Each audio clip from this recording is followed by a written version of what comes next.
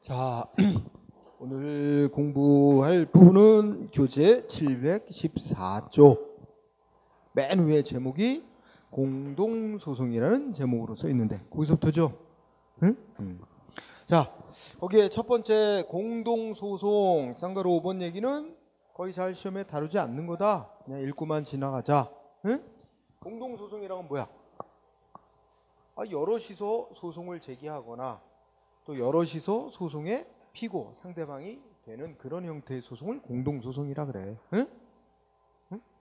우리가 행정소송은 아니지만 예를 들어서 뭐 우리가 얼마 전에 무슨 소송 한다 그러지? 뭐 나는 해당 사항이 없지만 뭐 애플이 뭐 했대? 그저 배터리를 뭐 약화시켜 가지고 그지? 그래서 뭐 사람들 그 휴대폰 애플 거 쓰는 사람들 뭐 소송한다고 이렇게 모아가지고 뭐 몇만 명이 소송하고 그런다 그러지? 그럼 그 원고가 몇 명이야? 수만 명이야. 이 공동으로 원고가 되어서 제기하는 거예요. 그죠? 이런 형태의 소송. 그러니까 소송은 한 건인데 여러 명이 다 공동의 이해관계가 있다 해가지고 소송하는 거예요. 그래서 그냥 읽고 여러 명이 청구하거나 여러 명에 대해서 소송을 제기하는 그런 형태를 공동소송이라는데 행정소송도 그런 게 있을 수 있죠? 응? 예를 들어서 어느 지역에 뭐 폐기물 처리시설 짓는다 이렇게 결정하면 지역 주민들이 나서서 다 여러 명이 다 이름 쓰고 한 번에 소송하잖아. 그죠? 공동의 원고가 돼서 그런 거 있을 수 있는 거야. 이건 넘어가면 돼요. 자, 쌍가루 6번 소송 참가는 조금 공부해야 된다. 응? 소송 참가.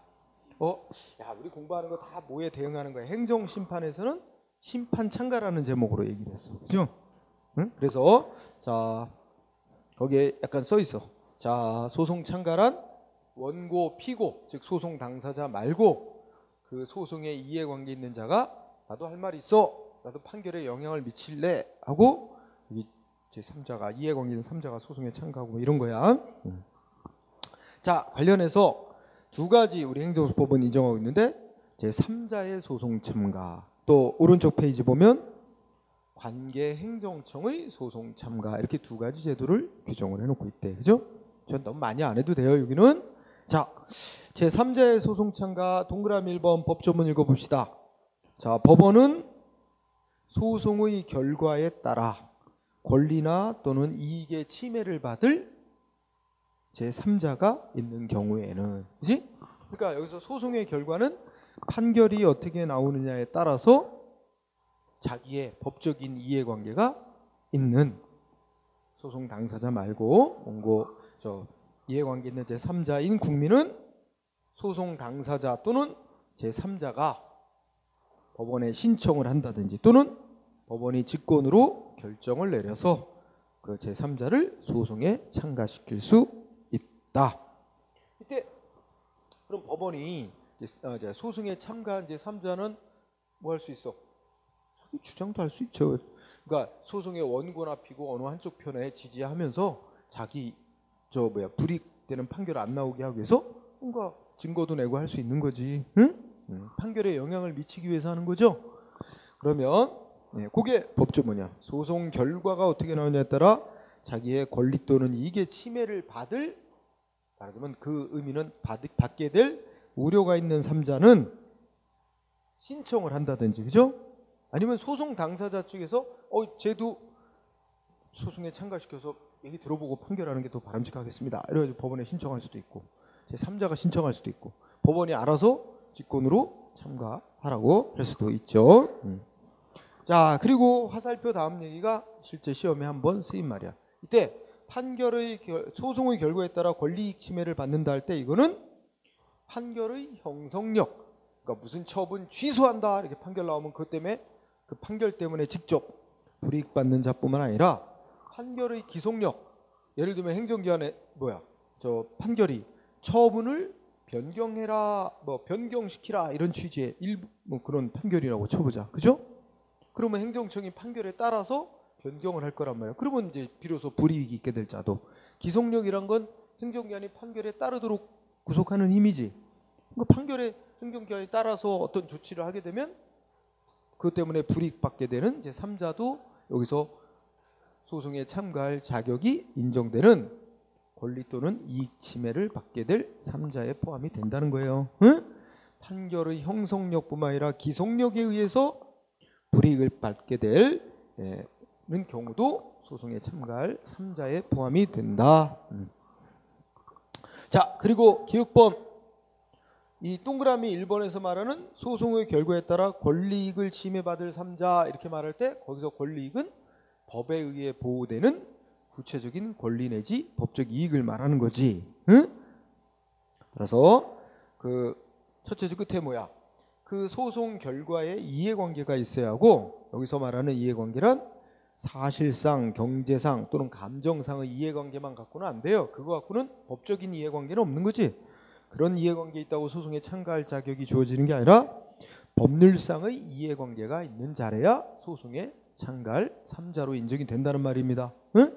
항상 법적인 이해관계, 그죠? 네, 그게 있어야 되는 거죠. 네. 내가 저 사람 애인이니까, 응?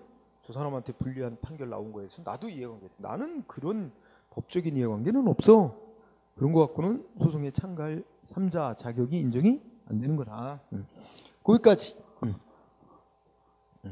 그 다음에 니은번. 니은번 뭐라고 하면 제3자의 소송 참가는 보조 참가만 허용이 되는 거다. 응? 여기까지 끊어. 그럼 괄호 속에 보조 참가라는 얘기 있죠? 즉 원고 피고 둘이 싸우잖아.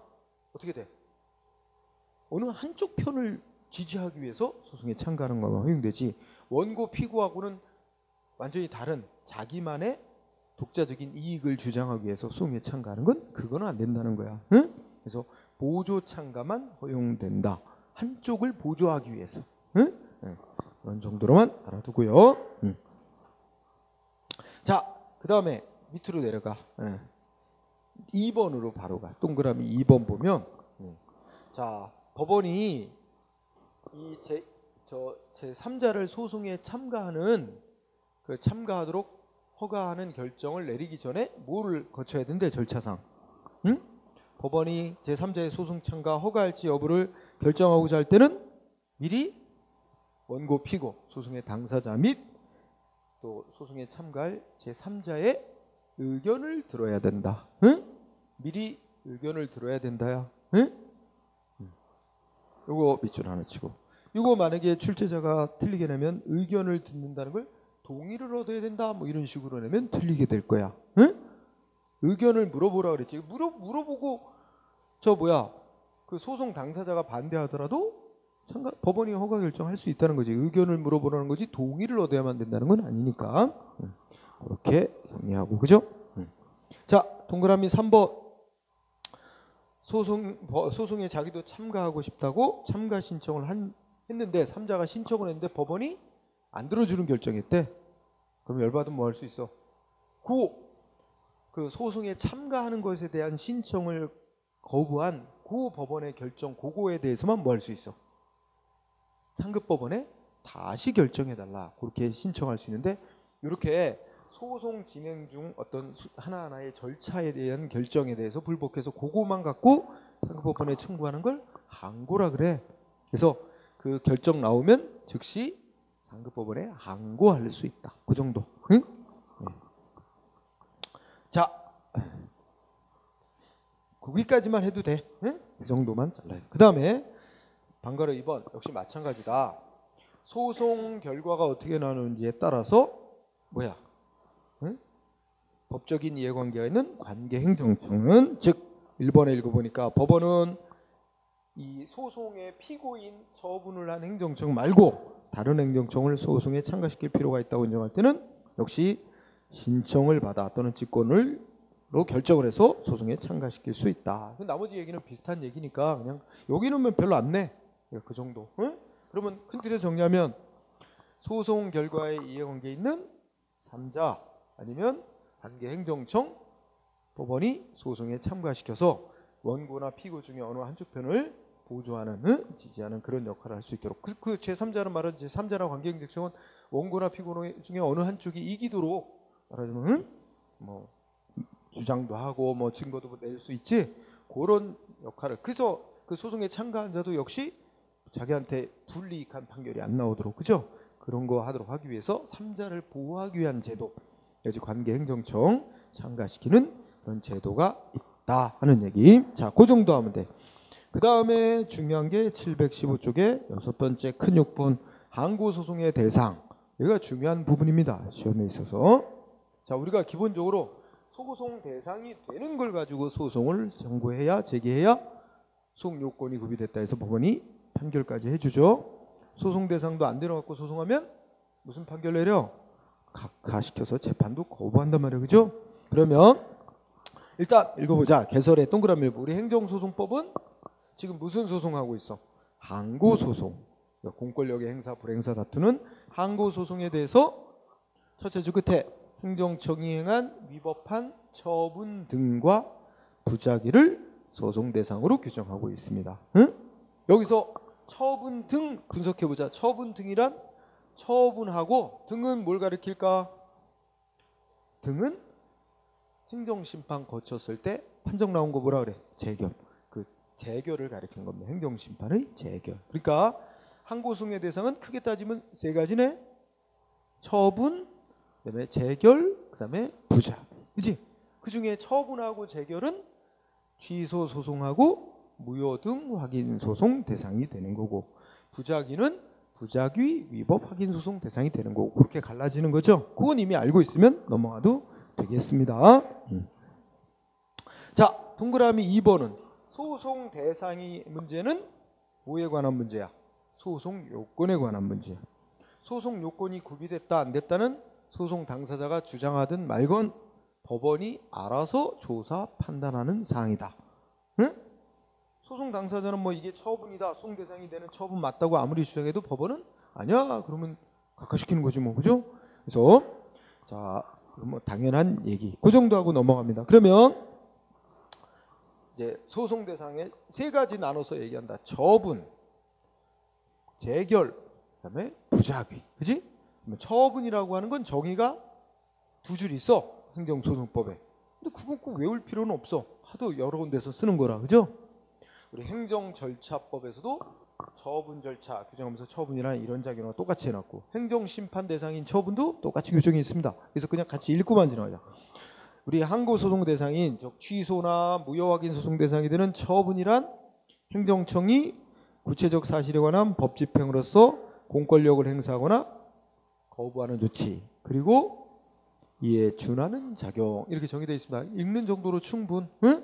근데 여기서 행정청이란 꼭 행정조직상의 행정청만 가리키는 거 아니고, 예를 들자면 공무수탁 사인도, 즉 사인이지만 국가 등으로부터 공권력 행사에서 국민한테 법 집행할 수 있는 권한 부여받은 자도 여기서 말하는 행정청에 포함되죠. 그렇지? 그래서 조직상의 행정청만은 아닙니다. 공무수탁 사인 같은 자도 다 포함돼요. 넘어가, 그 정도로. 근데 그런 거 다 물어보지도 않습니다. 대부분은 간단하게 항고소송 대상이 되는 처분으로 판결한 사례와 아닌 거, 뭐 그거 외우고서 맞추라는 문제가 대부분입니다. 그걸로 가기 위해서 몇 가지를 검토를 하는 거야, 그죠? 그러면 다음 페이지 뭐 판례가 소개됐어. 716쪽에 판례. 행정기관이 행정청이 한 애가 처분인지 아닌지 판단하는 방법에 대해서 판결이 있는데 외울 건 아니고 배경 기초 지식으로 알아두자. 행정청이 한 어떤 행위를 처분으로 볼 것이냐 문제는 추상적 일반적으로 결정할 수는 없는 일이고, 구체적인 경우마다 행정청이 공권력 주체로 수행하는 구체적 사실에 관한 법 집행으로서 국민의 권리 의무에 직접 영향을 미치는 행위라는 점을 바탕으로 하면서도 그 행위를 한 주체, 행위의 내용, 형식, 절차에 있어서 어느 정도 법적인 요건을 충족하느냐에 따라 개별적으로 결정 내려야 되며, 어떤 행위가 법에 근거도 없이 객관적으로 국민에게 불이익 주는 처분과 같은 외형을 갖추고 있고, 상대방이 이를 처분이라고 인식할 정도라면 국민의 불이익을 제거해 주기 위해서 구제수단이 필요한 점을 비춰볼 때 국민의 불이익 내지 불안이 있는지 여부도 여러 가지를 고려해서 판단해야 된다 등등. 이래서 그 처분인지 아닌지는 기본적으로는 이런 게 깔리지. 그러니까 일단 국민한테 공권력 행사하는 권한을 가진 행정기관이 법 집행에서 공권력 행사에서 법 집행에서 국민의 권리와 의무에 불이익 주는 행위냐 아니냐 이런 요소를 기본으로 하는 겁니다. 그거에다가 여러 가지 좀 더 보태서 판단할 수도 있다 이런 얘기고. 예. 그래서 그 번호가 조금 이상하게 매겨져서 동그라미 1번 행정청행이라는데 반괄호 1번으로 묶어서 말해야 될 거야. 반괄호 1번. 행정행위. 자, 소송 대상이 되는 처분이라고 하려면 어떻게 돼? 응? 첫 번째 행정청이 국민한테 법 집행하는 행위여야 돼. 그죠? 행정청이 하는 행위인데 아까 말했듯이 행정청이란 꼭 조직 갖고만 따지는 건 아니다 하는 얘기. 그것만 알면 되는 거예요. 그지? 조직 갖고 따지는 게 아니라 이렇게 법적 권한을 부여받은 기관이라 잘하면 사인일 수도 있고 다른 공공기관일 수도 있다. 그런 얘기입니다. 그래서 특별히 외울 건 없습니다. 자, 다만 그 밑에 판례가 소개되는데 아마 여러분들이 앞에서도 꼭 공부했던 것일 수도 있어요. 앞부분에. 그래서 특히 2번 판례 체크. 자, 재개발 조합이 관리처분 계획이라고 써놨대. 그죠? 요 제목 외우고. 그죠? 그러면 여기 두 가지요. 재개발 조합은 어떻게 돼? 뭐 개인들이 모여가지고 재개발 조합이라는 걸 만들어서 행정기관에 신청해서 승인을 받으면 이게 재개발 사업이라는 공익적 성격의 사업을 할 수 있는 행정 주체로서의 지위 부여돼서 그런 얘기 배운 적 있어요? 앞부분에 이제 행정행위 파트에서 배웠지. 여기 있는 사람들은 배웠을 수도 있어. 그래서 이 재개발 조합이 이 행하는 재개발 사업은 공법 관계에서 하는 행위이고 등등 하면서 그 셋째 줄에 재개발 조합이 만든 관리처분 계획이라고 하는 거는 이제 재개발 마치고 나면 분양을 어떻게 하고 뭐 누구에게 분배하고 막 이런 건데 그 계획자는 관리처분 계획은 재개발 구역 내의 토지 등 소유자에게 구체적으로 결정적 영향을 미치는 것으로서 조합이 행한 처분에 해당한다. 응? 처분에 해당하면 행정소송인 항고소송, 즉 취소소송 같은 거로 위법이니까 취소달라 싸울 수 있는 대상이 된다. 그러니까 여러분들이 이렇게 읽으면서 시험 공부는 어떻게 하는 거야? 응? 그냥 재개발 조합이 짠 관리처분 계획은 처분에 해당한다고 인정됐다. 그거만 기억하면 돼. 시험은 그것만 물어봐. 응? 길게 못 내서. 자, 그다음에 3번 워낙 뭐 많이 다루는 거다. 그죠? 지방의회에서 의장 선거, 또 의원 징계 의결, 의원 징계 의결한다든지 의장 불신임 의결. 응? 이것도 저거 다 써놨으니까, 그지? 처분이라고 인정됐죠? 응? 근데 지방의회에서는 보통 뭐 조례라는 법 만들고 하지만 이거는 지방의회가 그런 법 제정하는 행위를 한 게 아니고 법 집행하는 행위를 해서 상대방인 의원이나 지방의회 의장에게 법적 불이익 발생시키는 행위다. 그래서 처분으로 본 거죠. 그럼 질문 하나 해야지. 여기 지금 뭐가 나왔어? 의장에 대해서 불신임 의결했대. 그러면 불신임 당한 거에 승복 못하는 지방의회 의장이 소송을 할 거야. 누구를 상대로? 피고를 소송해야 돼. 응? 의장이 원고야. 의장이 불신임 당한 거야. 결정. 불신임 결정 나오면 의장으로서 끝나는 거야. 이제 의장의 지위 박탈되는 거지, 그지? 의장이 소송한다면 의회를 피고로 하는 거지. 지방의회. 우리 앞에서 피고 공부했잖아. 지방의회에서 의원 징계 의결, 응? 의장 불신임 의결했을 때 그는 의회에서만 결정하고 끝나는 거로 의회를 피고로 하는 거다. 응? 아니에요. 기관 소송 아니에요. 여기서 말하는 취소송 같은 그런 전형적인 소송이에요. 선거소송. 네. 그 다음에 4번은 여러분들이 어디서 배웠었지? 앞에 공무수탁 사인에서 배우기도 하고 여기 뒤에 강제징수에서도 배우기도 하나? 그래서 뭐였어요? 원래 세무서장이 압류한 재산 경매 처분 권한이 있는데 그걸 누구한테 넘겼어? 성업공사에게. 지금의 한국자산관리공사, 그지? 그러면 여기서는 권한이 성업공사에게 위임이 된 거야. 그죠? 그러면 여러분들이 배우는 권한이 위임되면 수임청을 피고로 한다. 또 이것도 알고 있고 여기서 성업공사는 지위가 공무수탁 사인의 지위를 갖는 거야. 응? 그래서 하여튼 뭐 수임청이 피고가 되는 거죠.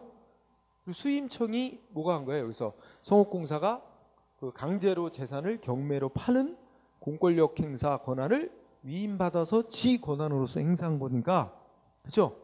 또 저 행정청이 행한 처분으로 성격을 갖는 거예요. 세무서장이 한 거가 마찬가지 효과를 발생하는 겁니다. 응? 자, 그 다음에 시험에 잘 나오는 거 5번 한국마사회. 길게 할 것도 없어. 한국마사회 나오는 거 이거 하나밖에 없거든. 한국마사회에서 뭐 했대? 뭐 길기도 해. 조교사 면허 취소, 뭐 기수 면허 취소 뭐 이런 거 나오지. 이거는 법에 의해서 무슨 공권력 행사하도록 권한 부여받아서 그런 조치를 한 게 아니고 한국마사회 조직 내에서 뭐 한 거래. 사법상의 징계 내지 제재를 한 거에 불과하대. 따라서 면허 취소를 받은 조교사나 기수는 무슨 소송으로 싸워야 될까? 그러면 민사소송으로 싸울 일이지, 이게 법적으로 공권력 행사하도록 권한 부여받아 행한 조치가 아니다. 아무리 관련 법 규정받아 이런 조치하도록 법이 공권력 행사라고 주지는 않았다는 거야. 그래서 요거 꼭 기억하고. 야, 그 다음에 6번하고 7번을 묶어요. 6번하고 7번을 묶어. 그러면 거기에 공통점으로 뭐가 들어가 있냐? 뭐 두 번째 줄 보면은 다 무슨 부정당 업자 입찰 참가 자격 제한하는 조치를 줄여서 공부하면 그러니까 시험 문제는 주로 입찰 참가 자격 제한한다는 이런 말 많이 나는데 경우에 따라서는 어떤 출제자는 부정당 업자 제재 처분 이렇게도 표현해. 그러니까 한 대 묶으면 부정당 업다, 정당하지 못한 업자, 즉 과거에 무슨 뭐 공사를 날림으로 했다든지, 그죠? 계약 위반했다든지. 그래서 부정당 업자에 대해서 우리가 하는 무슨 공사 사업에는 니네는 몇 년간 참가할 자격을 제한한다, 이런 조치지. 입찰 참가 자격 제한 조치. 응? 그죠? 여러분 그거 우리 우리 건설공사 이런데 건설회사 있잖아. 그 건설공사에서 사고 나서 사람 몇 명 죽고 이러면 이런 나라에서 하는 무슨 대규모 건설공사 이런데 그 공사 따내기 위한 계약에 참여 못해요. 제재를 받아서. 그럼 기업에 불이익하냐, 그죠? 자, 그런데 6번, 7번을 묶자 그랬지? 그럼 이 정당하지 못한 업자에서 입찰 참가 자격 제한 조치를 누가 한대? 누가 하는지를 잘 따져봐. 6번 누가 한대? 그래, 국가기관, 뭐 장관이든, 응? 국가행정기관. 그 다음에 7번은 누가 해? 지방자치단체장. 그러면 여기서 국가기관이나 지방자치단체장은 이게 행정법적으로 공권력 행사하는 거로 보는 거야. 입찰 참가 자격 제재. 이거는 그래서 그 업자에 대해서는 공권력 행사에서 법적으로 불이익 주는 행위. 이래가지고 이건 처분으로 보는 거야. 응? 그런데 이거하고 또 대비시킬 거는 밑에 8번은 응? 첫째 줄에 이것도 8번에 누가 이것도 입찰 참가 자격 제한 나오죠? 응? 부정당 업자에 대한 입찰 참가 자격. 근데 이건 누가 해? 응? 근데 그렇게도 나오고 보통 뭐라고 하냐면 뭐 옛날 명칭, 요새는 정부 투자기관이란 말을 잘 안 쓰는데 또 출제자는 또 그렇게 내기도 해. 예전에 판결문에 했던 거죠. 정부 투자기관인 한국전력공사, 응, 거기 보니까 무슨 공사, 무슨 공단 이렇잖아, 그지? 이런 한국 제일 많이 쓰인 게 한국전력공사인데 여기서 니네 기업체하고 우리는 몇 년간 사업 계약 안 할래 이런 거야. 니네는 참가 허용 안 해. 응? 이거는 뭐래?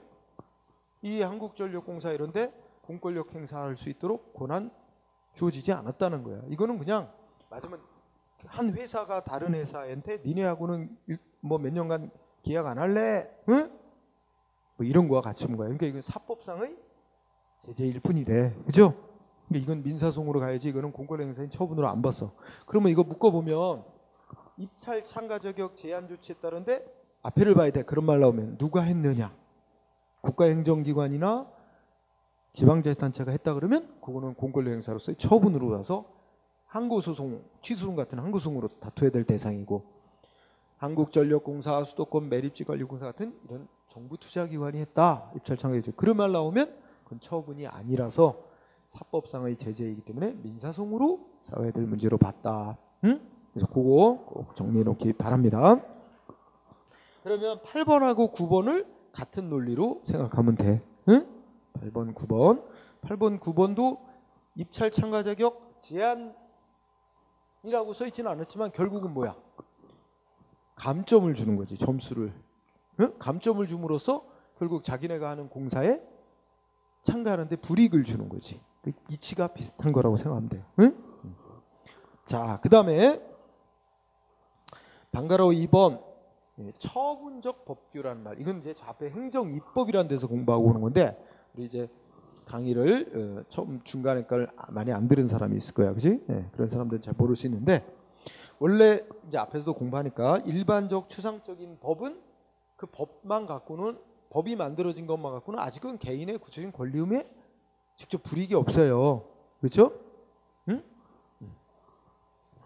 예를 들어서 우리 지금 문재인 정부에서 딴 나라 얘기 같지만 서울 강남의 집값은 엄청 오르고 있다 그래, 그죠? 한국에서도 딴 나라인가 봐, 거기는. 그렇지? 네. 우리가 사는 동네하고 너무 달라. 근데 어쨌든 정부에서 법을 고쳐가지고 무슨 세금을 왕창 물리는 내용으로 그래도 그런 법 만들어놨어도 어떻게 돼?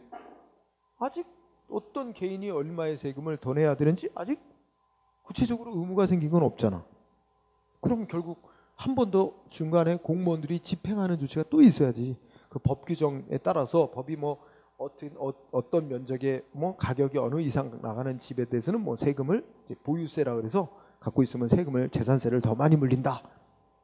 얼마 이상의 가치 나가는 집에 대해서는, 그죠?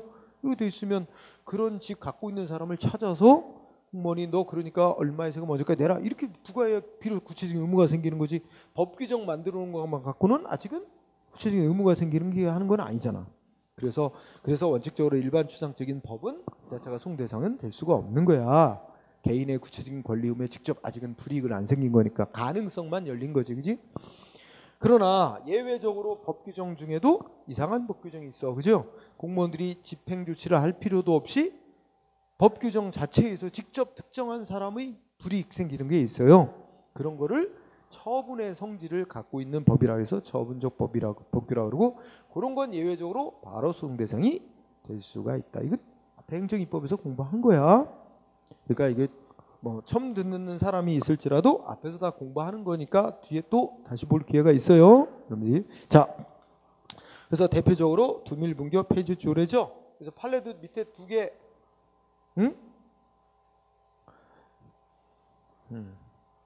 1번 국민의 그 자체로서 국민의 구체적인 권리 의무에 직접 변동을 초래하는 그런 효과가 없는 일반 추상적인 법 그 자체 또는 행정조직 내부에서만 적용되는 내부적인 법, 내부적인 사업계획 이런 거는 바로 행정조직밖에 국민에게는 직접 권리 의무의 변동을 일으키지 않으니까 그런 건 소송 대상 안 된다.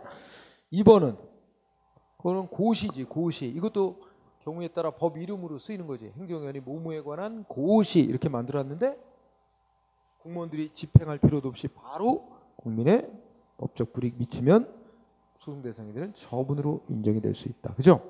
그래서 앞에서 우리가 이제 행정입법에서 공부할 때 보면 무슨 보건복지부 고시 이런 거 나오고 그래. 그죠? 자, 이거 다 앞에서 공부하는 거죠. 자, 넘어갑니다. 거부처분. 야, 거부처분도 뭐의 일종이야? 처분의 한 종류지. 응? 처분에 포함되는 거야. 처분에 포함되는데 신청받고 거부한 처분을 말하죠. 응? 근데 자, 동그라미 1번은 넘어가도 되겠다. 그죠? 자, 여기서 동그라미 2번이 중요합니다. 동그라미 2번에 판례는 일관되게 국민으로부터 행정기관이 국민이 자기한테 뭐 해달라고 신청을 했겠지? 행정기관이 거부한 행위를 했어. 그 거부한 행위가 소송 대상이 되는 처분, 즉 거부 처분이다 하려면 신청한 국민에게 뭐가 있어야 된다고? 응? 신청권이 있어야 된다는 얘기예요. 응?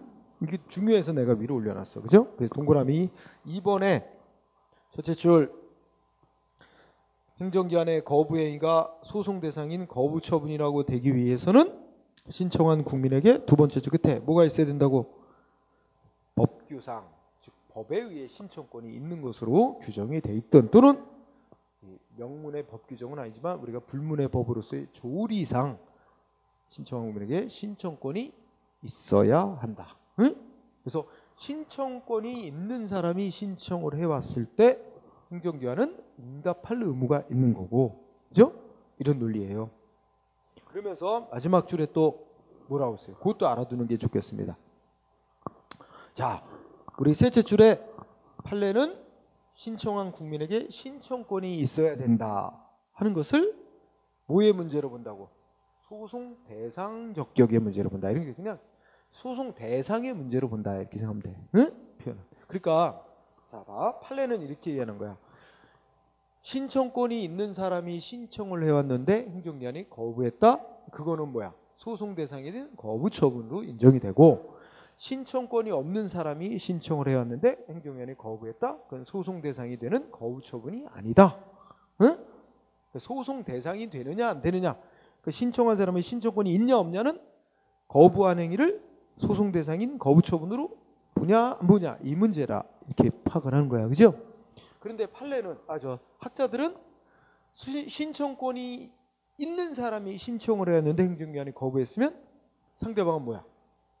그 권리를 침해받은 자가 되니까 소송을 제기할 원고 자격이 주어지는 거고, 만약에 신청권이 없는 사람이 신청을 해왔는데 행정기관이 거부했으면 상대방은 거부로 인해서 권리를 침해받은 건 없으니까 소송할 자격이 원고 자격이 주어지지 않는 거다. 그래서 이 학자들은 원고 자격이 인정되느냐 아니냐의 문제하고 연결시켜 보는데 반해 우리 판례는 소송 대상이 되는 거부 처분이 되는 거냐 안 되는 거냐를 결정하는 그런 문제하고 연결시킨다는 얘기야. 응? 그래서 그러면 우리 동그라미 2번에서 판례는 신청받고 행정기관이 거부한 행위가 소송 대상이 되는 거부 처분이라고 하려면 첫 번째 신청권이 있어야만 한다고 보고 있다. 그리고 그 신청권이 있는 사람이 신청해 온 거에 대해서 거부한 것만 소송 대상이 되는 거부 처분으로 본다. 그래서 소송 대상의 문제로 파악하고 있다. 그지? 이렇게 전략 정리할 것. 자, 그러면 지금 읽은 거와 또 관련돼서 판례 거부한 행위의 처분인지 아닌지 판단하는 기준. 그죠? 자, 1번 한번 읽어보자. 행정청이 국민으로부터 신청받고 거부한 행위가 소송 대상이 되는 거부 처분, 즉 처분이라고 하려면 신청을 해온 국민에게 자기가 요구한 행위를 자기가 행정기관의 일정한 행위를 요구할 신청권이 있어야 하고, 만약에 이런 신청권이 없이 신청해온 국민의 신청을 안 받아들였다 하더라도 그로 인해 상대방의 권리 등에는 아무런 영향을 주는 게 없기 때문에 그거는 소송 대상이 되는 거부 처분이라고 볼 수 없다. 이 소송 대상인 문제로 보고 있죠. 그죠?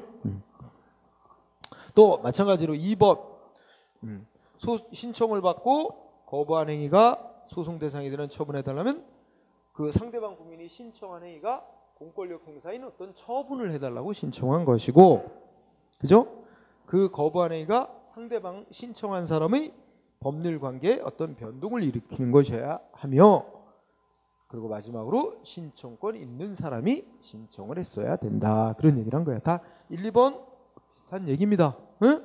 그래서 1, 2번은 같은 논리, 응? 같은 얘기를 하는 거야. 자, 그 다음에 3번. 그러면 우리가 위에서 1, 2번에서 얘기했듯이 신청권이 있어야 된다는 게 핵심이었지? 그럼 신청권이란 뭘 의미하는 거냐? 신청권이란, 그래서 3번 판례의 핵심은 셋째 줄 중간에 신청권이란 신청인이, 신청한 사람이 자기가 신청한 거에 따른 단순한 응답받을 권리. 여기까지 자르면 신청한 사람이 자기 신청에 대해서 행정기관으로부터 뭐라도 응답을 받을 권리 인정될 때 그걸 뭐라 그러는 거야? 신청권이 있다 그러는 거야. 신청권이 있다는 거는 자기가 신청한 거에 대해서 뭐라도 응답을 받을 권리가 있다라고 할 때 그걸 신청권을 의미하는 거지. 그거를 넘어서서 개인이 신청한 대로 만족한 응답을 받을 권리, 그것까지를 말하는 건 아니라, 요게 포인트야. 이 4번 판례의 핵심은 3번 판례의 핵심은, 자, 신청권이 있는 사람이 신청을 해온 거에 대해서 거부한 행위만 소송 대상이 되는 거부 처분이라고 인정을 하는데, 그럼 여기서 신청권 있다라고 하는 거는 뭘 의미하냐? 자기가 신청한 거에 대해서 행정기관으로부터 뭐라도 응답을 받을 권리가 있다는 걸, 그런 게 있을 때 신청권이 있다는 거고, 원하는 응답, 만족한 응답을 받을 권리를 말하는 것까지는 아니다. 알았죠? 그 다음에 4번 그죠? 자, 4번은 국민이 신청을 뭔가 하나 해왔어. 행정기관이 뭐 했어? 거부했어. 그랬더니 똑같은 신청을 또 해왔어. 동일한 신청 또 해왔죠? 행정기관은 어떻게 했어? 다시 거부했어. 신청 거부, 신청 거부. 그러면 나중에 한 거부 그 자체가 또 다른 거부 처분이다 이거지. 응? 신청이 2번 있었고 거부도 2번 있었죠. 먼저 한 거부는 먼저 신청한 거에 대한 거부고, 그죠? 두 번째 한 거부는 두 번째 신청한 거에 대한 거부로서 그것도 소송 대상이 되는 거부 처분으로 인정한다는 거야. 응? 그래서 4번 이해됐어요? 나중에 한 거부 처분은 앞에 거부한 거는 별개의 새로운 거부를 또 한 거로 보니까 새로운 거부 처분이다. 응? 자, 5번은 뭐 크게 밑줄까지는 쳐놨지만 여러분들 한번 읽고 지나가도 괜찮을 거예요. 응? 상대방의 뭐 권리관계에 영향, 법적 이익에 영향 주는 건 다 통틀어 말하는 거야. 자, 그 다음에 6번은 좀 길게는 써놨지. 길게는 써놨는데 뭐 시간상 다 설명할 수는 없고, 이게 이제 그 719페이지 맨 위로 올라가요. 맨 위로 올라가서 셋째 줄 끝에부터 밑줄, 거기 법 이름 나와. 민원 사무 처리에 관한 법률에서 정하고 있는 뭐야? 민원 이의 신청에 대해, 그러니까 민원 신청에 대해서 거부 처분을 했고, 거부 처분에 대해서 다시 이의 신청을 했다는 거야. 그렇지? 그래서 민원에 대한 그 거부 처분, 민원 신청을 받고 거부하는 처분했는데 다시 이의 신청, 이의 신청을 또 안 받아들이는 거부 결정을 또 내렸다는 얘기야. 응? 민원 이의 신청 거부에 대한 이의 신청을 안 받아들이는 그 결정은 항고소송 대상이 되는 거부 처분은 아니다. 시험에 나올 수 있는 골자는 딱 그겁니다. 응? 자, 일단 법 이름, 민원 사무 처리에 관한 법률, 요거 기억하고, 이 법률이 빠질 수가 없어요. 이 법률에서 행정기관에게 뭐 민원 신청을 했는데 개인이, 행정기관이 먼저 뭐 했어? 거부를 했지. 그 거부한 거에 대해서 이의 신청을 또 냈어. 이의 신청을 했는데 이의 신청을 안 받아들이는 거부 결정을 또 했어. 그 뒤에 거부 결정은 소송 대상이 되는 거부 처분이 아니다. 이 거부로 인하여 상대방의 권리 의무에 아무 직접 법적 불이익 생기게 하는 건 없기 때문이다 라는 게 골자입니다. 응? 그래서 시험에 쓰이는 건 그거만 알고 있으면 문제 푸는데 문제는 다 맞춰. 응? 왜 그런지 궁금한 사람은 읽어봐야 돼. 응? 좀 읽어보면 돼요. 그거 중요한 거야. 요거 되게 중요한 판례. 응? 비슷한 이치가 6번도 그래요. 응? 이 5번하고 6번하고 아이고 번호가 6번 두 개 쓰였다. 그죠? 번호가 잘못 매겨졌네. 그 719페이지에 있는 그 6번은 7번으로 번호가 바뀌어야 되는데, 그것도 지금 먼저 읽었던 6번하고 같은 논리야. 그러니까 신청한 걸 안 받아들이는 결정을 했다 하더라도 그것으로 인해 상대방의 무슨 법적인 권리 의무에 불이익 생기는 건 없다. 그러니까 법적 불이익 되는 걸 구제받기 위한 게 소송이지, 그런 게 없으니까 소송 대상이 되는 거부 처분이 아니다. 그랬습니다. 자, 그 다음에 그러면은 여러분들이 이제 719쪽부터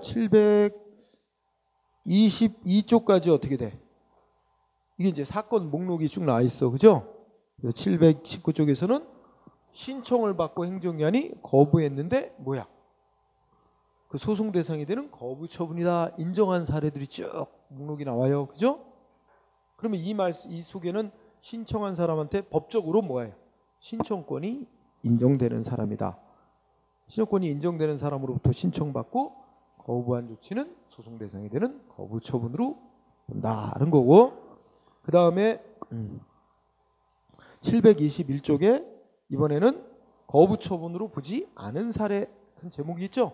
거기 나와 있듯이 신청을 받고 행정기관이 거부했어도 뭐야?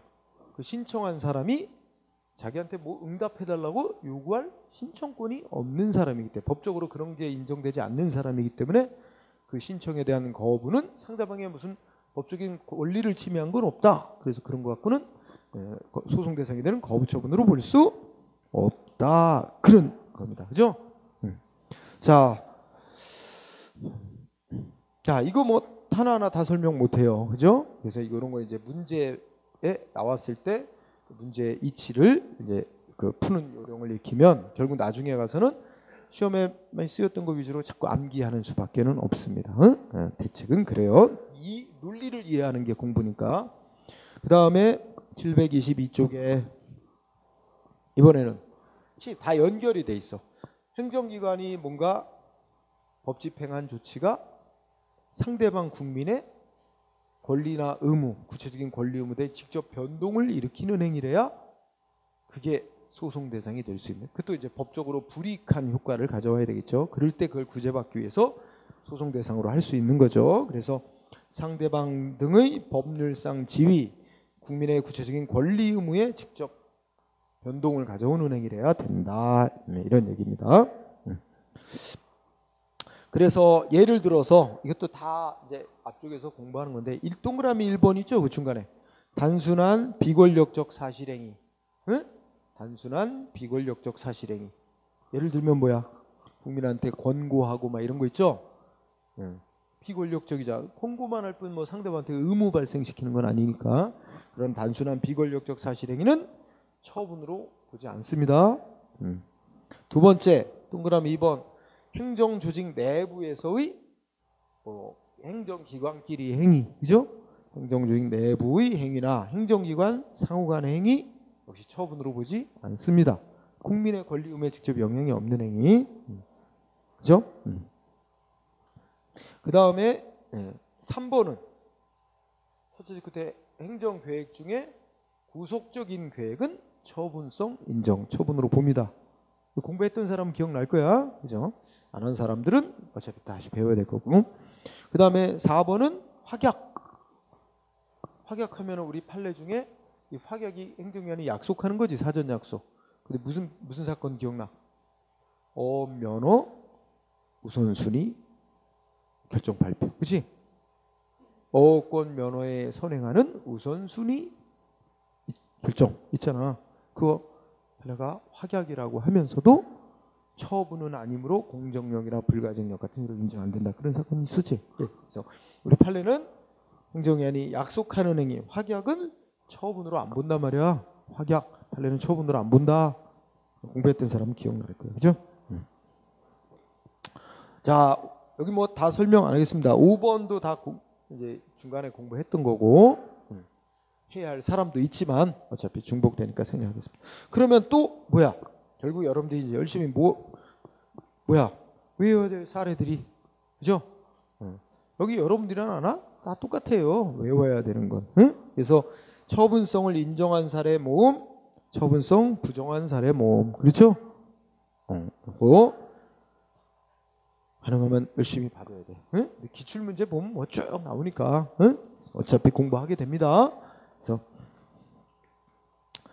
근데 이 중에 이제 요거 한번 설명을 할게요. 자, 우리 뭐 세무서장 같이 과세관청이 뭐였대? 소득 금액이 변동됐다 하고 통지를 했다는 말이 나옵니다. 응? 과세관청이 소득 금액 변동됐다 통지를 하는데, 자, 여러분들 722페이지 맨 아래 722쪽에 3번 체크해 보세요. 3번. 자, 과세관청이 누구한테 소득금액 변동 통지했대? 누구한테가 중요해? 응? 원천징수 의무자. 그죠? 원천징수 의무자면 누구야? 회사. 원천징수. 직원이 다니는 회사. 응? 얘한테 소득금액 변동 통지하면 원천징수 의무자는 결국 누구의 소득이 바뀌었다는 거야? 여기 직원의 소득이 변동이 있다. 그러니 세금 계산 다시 해서 납부해라. 이거거든. 그러면 얘가 국가하고 사이에 의무를 지는 자예요. 그러니까 이거는 소득 바뀌었으니까 너 다시 계산해서 세금 납부해라. 둘 사이에 이 권리 의무 관계가 성립이 돼요. 얘한테 의무를 발생시키는 효과를 가니까 이거는 처분이야. 그런데 이 밑에 이제 원천 납세 의무자. 이 원래 이 사람의 소득에서 세금 내는 거 아니야? 원래 직원의 소득에서. 그래서 원래는 얘가 이제 세금 내야 될 의무자인데 중간에서 회사가 세금을 떼서 내고 나머지를 월급 지급한단 말이에요. 그죠? 그래서 이런 표현이 나오죠.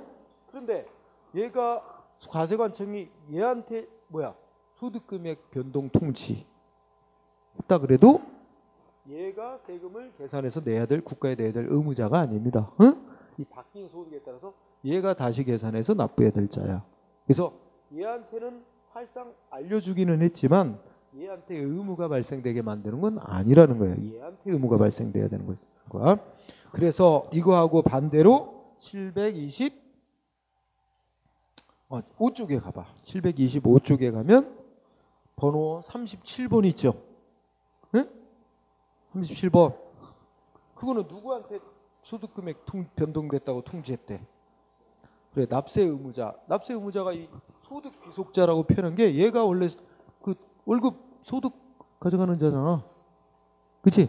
얘한테 통지한 건 의무를 발생시키는 건 아니다라고 해서 이 처분 아닌 거예요. 그러니까 결국 소득금액 변동 통지를 누구한테 한 거냐 이거 가지고 구별해야 돼. 응? 최근에 문제로 나왔어요. 그래서 그 점을 유의하라고. 그 중에 뭐 우리 아까 공부했던 것도 나오고 그러잖아. 뭐 33번 같은 거 한국 마사에 나오고, 그지? 그러니까 막 여기 써 있는 거 쫙 1권서부터 쫙 그 대체로 많이 다 모아진 거야 여기서. 응? 네, 그래서 앞부분에서 다 공부한 것들이 모이는 겁니다. 자, 725쪽에 처분의 변경과 항고소송의 대상. 여기 중요한 부분이야. 응? 중요한 부분이고 이거는 지난 2019년 12월 추가 시험에서도 출제가 됐던 영역이야. 응? 자, 725쪽에 판례 1번을 보자. 과세처분의 경정결정과 소송의 대상. 그죠? 자, 그러면 여기에 감액경정처분, 증액경정처분 이런 용어 나와요. 뭐 감액경정, 증액경정 이런 얘기 이해하자. 그죠? 잠깐 그림으로 이해하면 자, 먼저 감액경정처분한데 여기에는 이제 이런 게 필요해요. 여기에 행정기관이 어떤 사람한테 100만큼 부과를 했어. 이걸 표현하여 당초처분이라고 표현을 한다. 당초처분, 당초에 100만큼 부과를 했어. 부과하고 나서 보니까 어때? 어떻다 그럴까?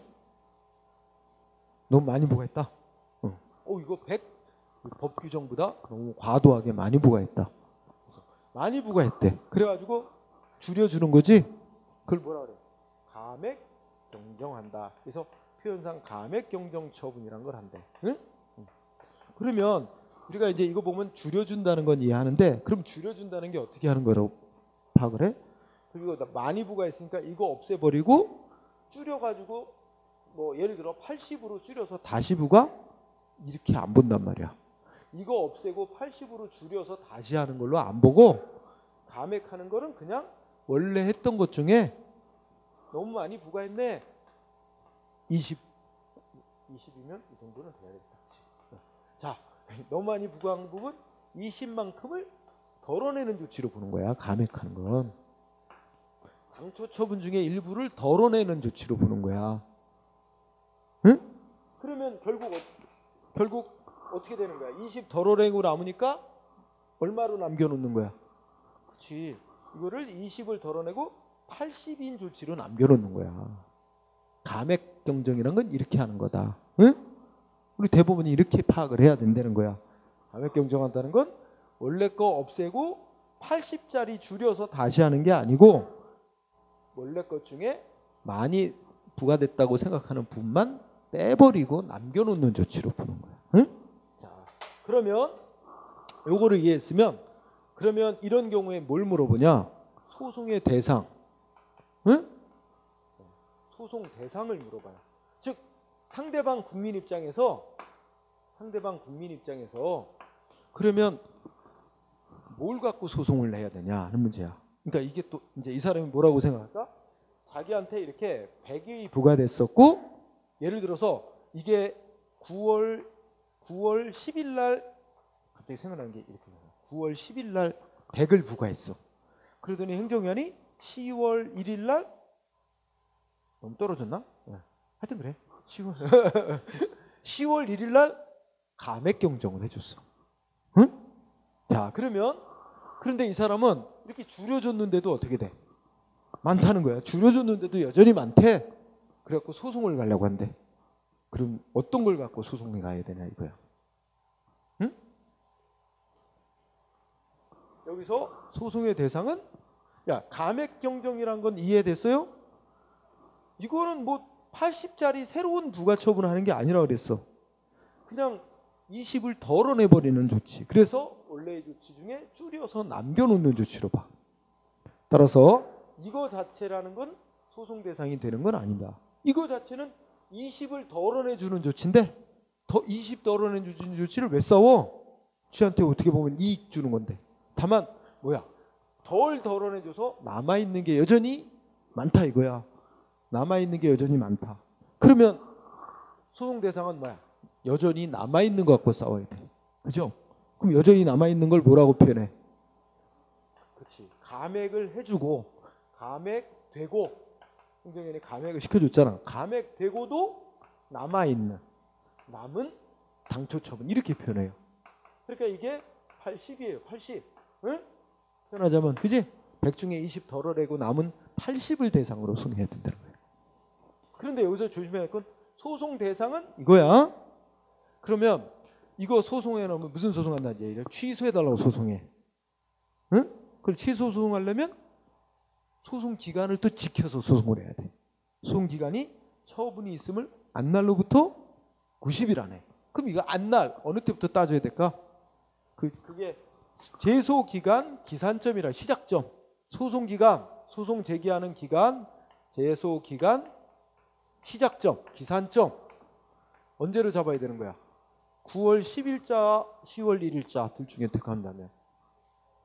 응? 9월 10일자를 기준으로 잡아야 돼. 10일부터 90일 안에 소송을 해야 되는 거야. 응? 왜 그러냐면 이거는 왜 이때부터 잡을까 생각을 해봐. 그러니까 맨 처음에 100을 부과했잖아. 그럼 이때는 엄청나게 많이 부과한 거야 상대방한테. 근데 가만히 있었어? 그러다가 20을 덜어내주는 조치를 하니까 비로소 줄여서 80으로 남겨줬는데도 그때부터 싸우기 시작? 아니야. 100일 때부터 싸웠어야 되는 거야. 100 부과했을 때부터. 당초 처분이 있었던 때부터 뭐 하는 거야? 소송기간? 소송을 했어야 되는 거지. 그러니까 그때부터 기산점. 그러니까 이 경우는 기산점은 말로 표현하면 어떻게 돼? 당초 처분이 행해진 시점. 당초 처분 시점부터 기간을 계산해. 응? 그래서 이거는 9월 10일자 당초 처분 있을 때부터 90일이라는 소송이에요. 이건 잘 이해를 해야 돼. 그지? 소송 대상은 감액되고도 남아있는 당초 처분을 대상으로 하고 제소기간 기산점은 당초 처분이 행해진 시점을 기준으로 기간 계산 따져야 된다. 그지? 이거 낸 거잖아. 응? 작년 12월 달에. 그러면 이번에는 또 어떤 거 할까? 증액경정 처분. 그럼 이것도 똑같이 당초 처분 100이 있는데 행정기관이 어이구 이건 너무 적게 부과했네. 잘못 부과했다. 너무 적게. 그래서 어떻게 해? 증액을 시켜서 부과한다. 그래서 증액경정 처분한다. 근데 이 증액경정 처분하는 건 이거하고 좀 반대야. 이거는 뭐 여기다가 이렇게 더 얹어주는 게 아니고 이거를 당초 처분을 아예 없애버린대. 이걸 없애고, 그러면 없애고 원래 있던 100이 이리 와. 거기다가 100에다가 어떻게 돼? 더 얹어 20을. 말하자면 100에다가 20을 더 얹어서 120이라는 새로운 부가처분을 한 거로 봅니다. 이렇게 보라 우리 대법원이. 응? 증액경정처분은 원래 거를 없애고 이 100은 이리 흡수됐어. 거기다가 추가로 20을 더 얹어서 120이라는 새로운 처분을 하는 거야. 이건 완전 새 처분을 하는 거로 봐. 그러면 이거는 간단하지. 그죠? 이거는 소송 대상 물어보지도 않아. 그래서 이거 소송 대상 그치 따진다면 소송 대상은 뭐겠어? 그렇지. 원래 상대방은 100 부과했을 때는 불만 없을 수도 있어. 추가해서 120을 부과하니까 비로소 불만 있어요. 소송 대상은 이거는 이렇게 표현해. 증액경정처분. 그렇지? 이건 원래 당초 처분 없애고 한 새 처분입니다. 새로운 처분, 새 처분. 당초 처분에다 흡수해가지고 거기다가 던져서 최고가 부과한 거. 그죠? 그러면 제소기간 기산점 언제부터 따져? 이 증액경정처분이 10월 1일자로 행해졌다면 이 날짜부터 따지는 거야. 그러니까 이건 별 제소기간 이건 없어져 버렸으니 싸울 대상도 아니고, 그지? 그래서 자, 그럼 이해했으면 문장으로 봅시다. 그래서 이미 그 제목 있고 화살표로 감액경정 처분이 행해졌을 경우에는 소송 대상은 감액된 범위에서 존속하는 당초 처분. 이게 뭐야? 감액되고 남겨진 당초 처분이란 뜻이고, 증액경정 처분일 때는 증액해서 새 처분한 거 있지? 그거를 소송 대상으로 하는 거다. 그러면 다시 읽어보자. 방가로 1번의 두째 줄 중간에 감액경정일 때는 어떻게 하는 거래? 처음의 과세 처분, 그죠? 처음에 당초 처분 중에 많이 부과됐다는 일부를 취소시키는 조치에 불과하다는 거야. 일부 취소하는 거래. 응? 그죠? 처음의 과세 처분에서 결정된 세금액의 일부를 취소하는 데 불과한 것이므로 처음의 과세 처분이 감액된 범위 내에서 존속하게 되고, 무슨 뜻인지 알겠죠? 당초 처분 중에 20을 덜어내고 20 덜어낸 상태에서 감액된 범위 내에서 80인 상태로 존속하게 되는 거고, 그리고 이 감액된 범위 내에서 존속하는 이 처분만이 소송의 대상이 되는 것이고, 감액시키는 행위 자체는 소송의 대상이 될 수 없는 것인 반면, 증액경정은 처음에 거 그대로 놔두고 여기다 추가해서 증액을 시켜서 이렇게 하는 게 아니고 아예 처음에 과세 처분을 없애고, 그래서 처음에 과세 처분하고 그 새로 증액되는 세금을 포함을 해서 전체로서 세금액을 다시 부과 결정해서 하는 것이므로 처음에 과세 처분은 뒤에 증액된 새 처분에 흡수돼 버리고 소멸되는 거다. 그러므로 오직 증액경정 처분, 즉 새로이 증액시킨 새 처분만이 소송의 대상이 되는 거다. 이런 논리예요. 그죠? 됐죠? 그러면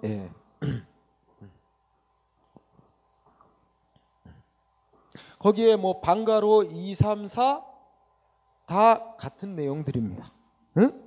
방가로 2, 3 다 같은 내용이고요. 그 다음에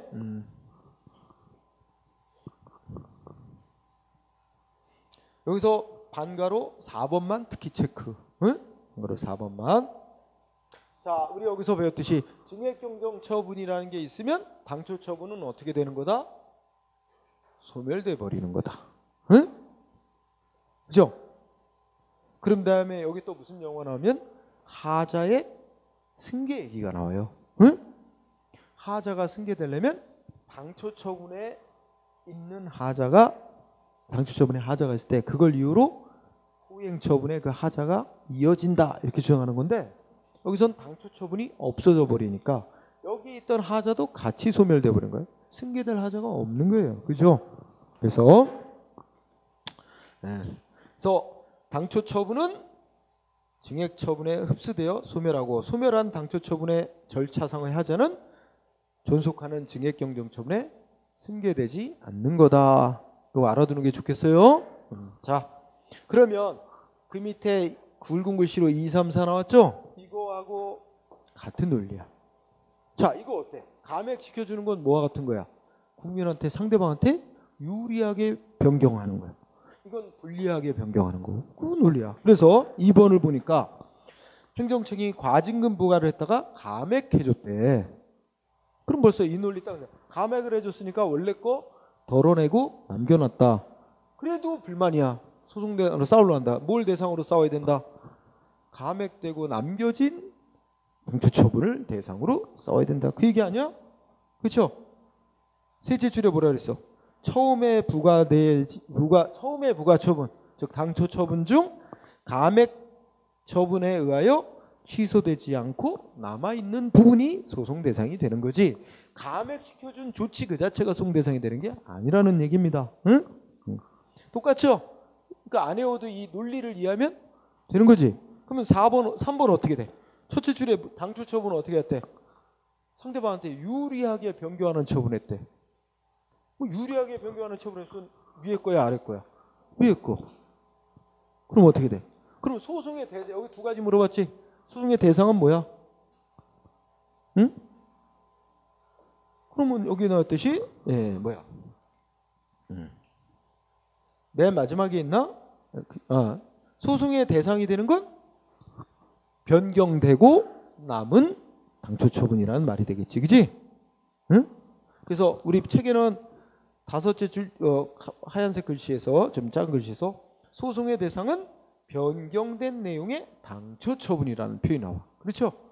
변경된 내용의 당초 처분이다. 그죠? 그 다음에 소송기간 기산점 언제로 따진다는 거야? 응? 역시 이거 감액경정이 변경해주는 처분이 있던 시점이 아니라 어떻게 변경된 내용의 당초 처분을 기준으로. 그러니까 여기서는 당초 처분이 행해졌던 시점을 기준으로 잡아요. 9월 10일자. 그죠? 그리고 당초 처분을 변경되고 남겨진 당초 처분이 행해진 시점을 기준으로 삼으라는 거예요. 응? 이해됐어요? 이해가 필요한 거다. 그죠? 자, 그렇게 정리. 그 다음에 자, 또 좀 이어가자. 이 소송의 대상 얘기니까. 자, 727쪽에 맨 위에 재결 나왔어요. 재결. 자, 우리가 항고송의 대상은 세 가지 중에 하나다. 처분, 재결, 부작위. 재결. 근데 이거 재결은 행정심판에서도 다뤘어. 우리나라는 행정심판의 재결은 원칙적으로 소송 대상이 되는 게 아닌 걸로 해놨어. 원초분지를 택했죠. 그래서 거기도 두 줄이 그 얘기 나오지. 행정심판, 행정처분에 대해서 행정심판 거쳐서 구제가 안 되니까 소송 다시 간다. 이때 소송 대상으로 삼아야 되는 건 원칙이 원처분을 대상으로 소송해야지 재결을 대상으로 소송하는 게 아닌 거다. 단 어느 때 안에서만 재결이 소송 대상이 돼? 여기서 중요한 단어는 두째 줄이죠. 재결 자체에 고유한 위법이 있는 경우. 그죠? 재결 자체에 고유한 위법이 있는 경우, 이때만 그 행정심판의 재결이 대상이 될 수 있는 거야. 응? 물론 그 밑에 이제 뭐 했어? 뭐 이렇게 백설표 이렇게 하고 써놓은 거는 그냥 넘어가도 되긴데. 그러니까 우리나라에서 예외적으로 원처분 말고 재결을 소송 대상으로 하라고 규정한 예외도 있긴 있어요. 예외. 응? 그렇지만 거의 그 얘기는 잘 다루지 않아. 그래서 원칙은 원처분 갖고 소송하는 거고, 재결 그 자체에 고유한 위법이 있을 때는 재결 갖고 소송하는 거다라고 이렇게 둘로만 정리해놔도 돼. 일단 그렇게 하고, 그러면 동그라미 1번이 매우 중요해. 응? 자, 1번의 제목은 뭐예요? 재결 그 자체에 고유한 위법이란 뭘 말하는 거냐? 요거 재결 자체에 고유한 위법이란 일단 원처분에는 없는, 어디에만 있는 위법, 재결에만 있는 위법을 말하며, 그거는 재결을 하는 행정심판위원회의 구성이라든지 권한의 주체에 문제가 있는 거, 또 내용에 문제 있는 거, 절차에 문제 있는 거, 형식의 문제 있는 거 다 말하는 거다. 주체, 내용, 절차, 형식상의 문제를 다 말하는 거다. 응? 그래서 뭐 재결 자체의 주체, 첫째 줄에 뭐야? 권한 또는 구성의 위법. 이거는 이제 주체에 있는 위법, 응? 주체상의 위법, 절차나 형식의 위법, 내용의 위법을 뜻하고, 그죠? 그 정도 내용상의 위법도 포함하는 거다. 네, 그거 하나 알아둡니다. 자, 그 다음에 뭐 기억은 너무 당연해서 그냥 읽고만 지나가요. 자, 상대방이 지금 뭐가 위법이라고 주장하면 소송을 한대. 기억법 문장에서 원처분이 위법이라고 주장하면서 소송을 한대. 응? 그러면 뭘 갖고 소송해야 돼? 아, 원처분을 대상으로 해야지. 원처분 위법이라고 주장하면 원처분 갖고 소송해야지. 그래서 근데 원처분 취소해달라고 청구를 하면서 원처분이 위법이니까 원처분을 취소해달라고 소송을 내면서 원처분의 위법을 주장해야 될 거 아니야? 근데 재결이 위법이라고 주장하는 건 안 맞는 거잖아. 원처분 취소하려고 소송하면 원처분이 위법이라는 점을 주장을 해야 되지. 이게 왜 그 원처분에 대해서 적법하다라고 재결 내린 걸 왜 그거 재결을 위법이라고 주장해? 원처분의 위법을 주장해야지. 그지?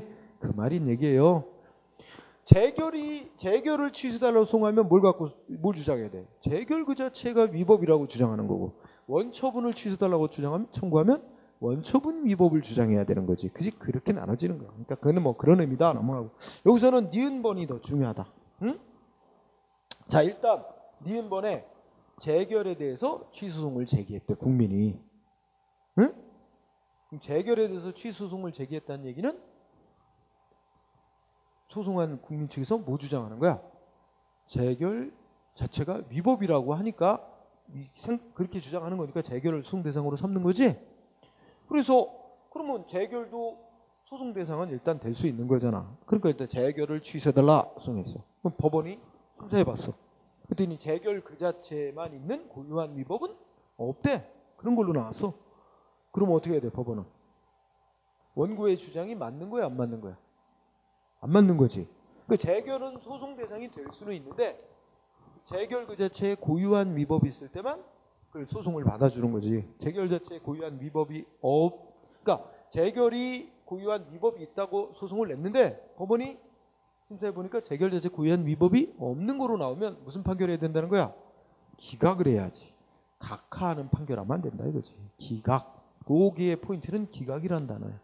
우리 판례는 기각을 하는 게 맞다 이런 얘기입니다. 왜냐하면 재결은 일단 소송 대상이 될 수 있는 거니까. 다만 재결 자체의 재결을 취소해달라는 주장 자체가 안 맞으니까 법원은 기각해야 된다. 그런 얘기야. 각하하는 게 아니라. 그렇게 이해하고. 그 다음에 자, 동그라미 2번을 보면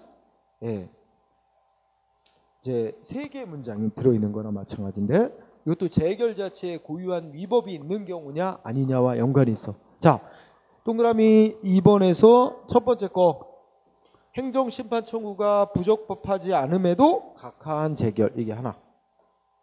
그럼 그게 무슨 말이야? 어떤 사람이 원처분에 대해서 행정심판 청구를 제대로 했어. 요건 다 갖춰서. 근데 뭐야? 요건 다 구비한 행정심판 청구를 했는데 요건 구비 제대로 안 됐다고 오판을 해서 아예 청구를 거절했어. 각하한 재결은 이건 뭐야? 재결 그 자체에 고유한 위법이 있는 거다. 거기에 해당한다는 거야? 응?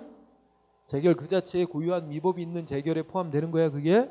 또 하나는 그 옆에 이번에 어떻게 돼? 반대로 행정심판 대상이 안 되는 거야. 그러니까 어떤 처분이 아니라 어떤 행정작용이 처분이 아니라서 행정심판 대상이 될 수 없는 건데 그 행정심판 청구를 했다라면 원래 뭐 했어야 돼? 행정심판위원회는 각하를 시켰어야 되는 거야. 그런데도 불구하고 각하를 안 시키고 어떻게 됐대? 청구를 받아들여 갖고 들어주는 판정까지 갔다는 거야. 이건 뭐야? 이것도 역시 재결 그 자체에 고유한 위법이 있는 것이다에 속한다는 거야. 두 가지는. 응?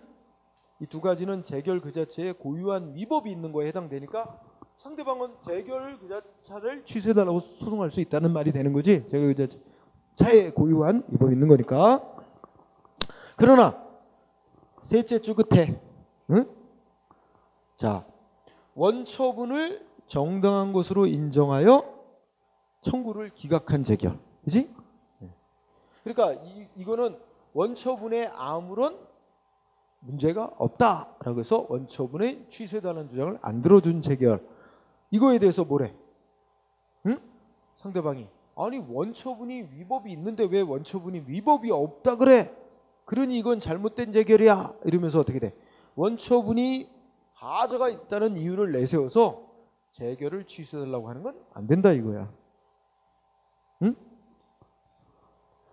원처분에 하자가 있다는 이유를 내세워서 뭘 대상으로? 재결 취소해달라는 소송을 제기할 수는 없다. 그 말입니다. 응? 그럼 어떻게 써야 될까? 상대방은 어떻게 써야 돼? 원처분에 하자 있다고 나는 생각하는데 행정심판에서는 하자 없다고 기각하는 재결을 내린 거야. 나는 다시 소송으로 싸우려고 그래. 그럼 뭘 갖고 소송을 해야 돼? 원처분 갖고 싸야지. 나는 뭐라고 계속 생각하는데 원처분에 하자가 있다고 생각하는데 원처분에 하자 없다고 기각했다는 이유잖아. 그 원처분에 하자가 있다는 이유를 갖고 하려면 뭐야? 원처분을 대상으로 취소해달라고 소송해야 된다는 얘기가 되는 겁니다. 응?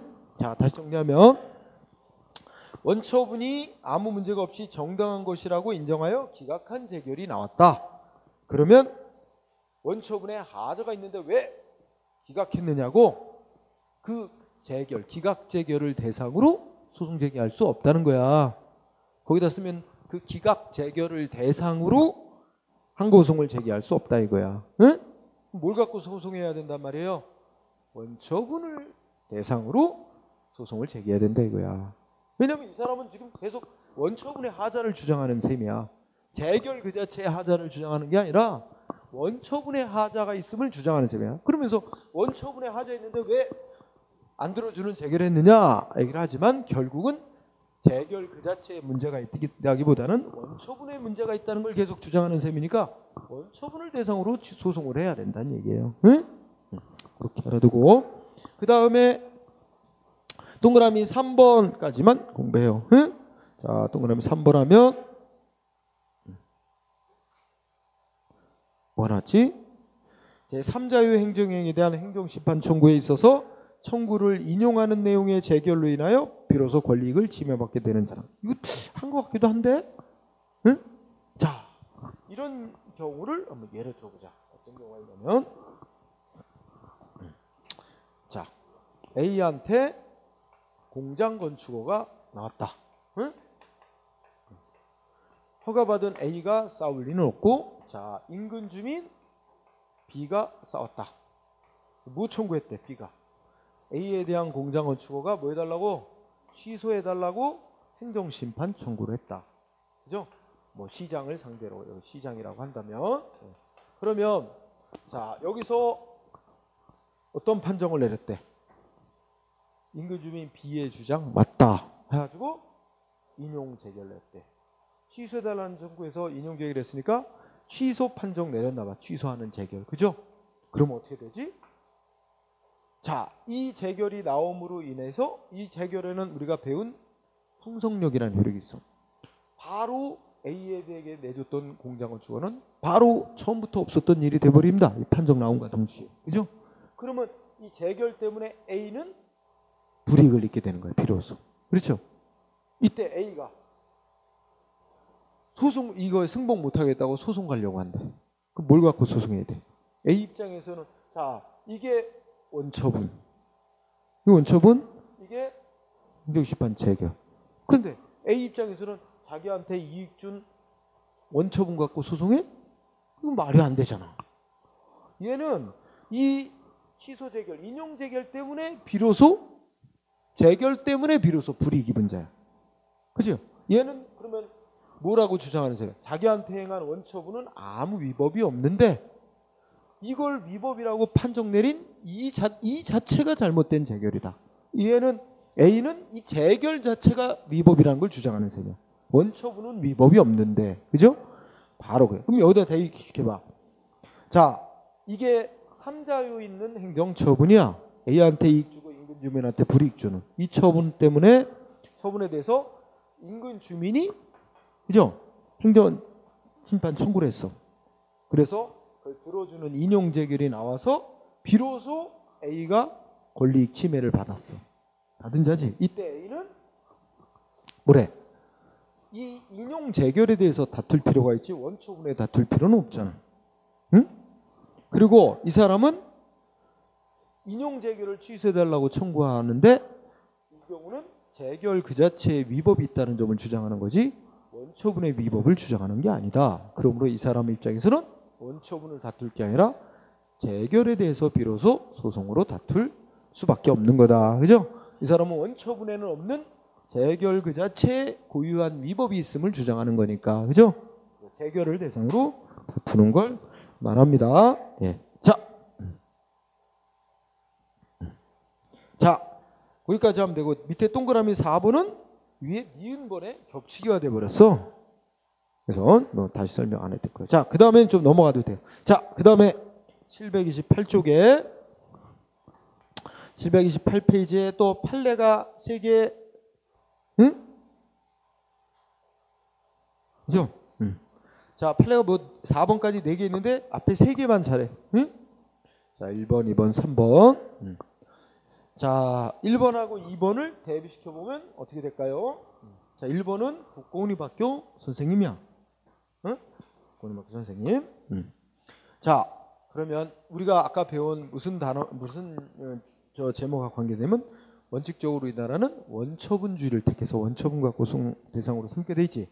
재결 그 자체에 고유한 위법이 있을 때만 재결을 대상으로 소송하고 그렇지 않는 한은 원처분 갖고 소송해야 돼. 그치? 자, 그러면 자,